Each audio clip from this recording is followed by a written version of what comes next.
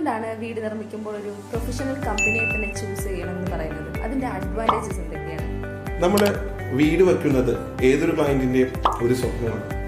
അതുപോലെ തന്നെ വീടെന്ന് പറയുന്നത് ഒരു ലോ സ്കെയിൽ പ്രൊഡക്റ്റ് അല്ല, അതൊരു പ്രീമിയം പ്രൊഡക്റ്റാണ്. ഏത് വീട് ഏതൊരു ക്ലയന്റിനായാലും ആരുടെ ആണെങ്കിലും അത് അവരുടെ ഒരു സ്വപ്നമാണ്.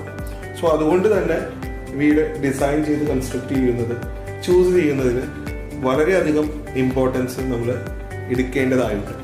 ഓക്കെ, നമ്മൾ നമ്മുടെ നിയർ ആയിട്ടുള്ളൊരു കൺസ്ട്രക്ഷൻ കമ്പനി, ഒരു കോൺട്രാക്ടറിനെ നമ്മൾ ചൂസ് ചെയ്യായിരിക്കും മിക്കവാറും ചെയ്യുന്നത്.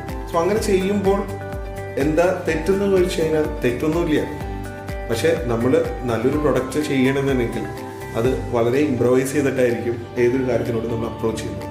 സോ അതുപോലെ തന്നെ നമുക്ക് ഓരോ കാര്യത്തിലും ചില പ്രൊഫഷണൽ അപ്രോച്ചസ് ഉണ്ട്. സോ അതിൻ്റെ ഇമ്പാക്റ്റ് ആ ഒരു ഡിസൈനിലാണ്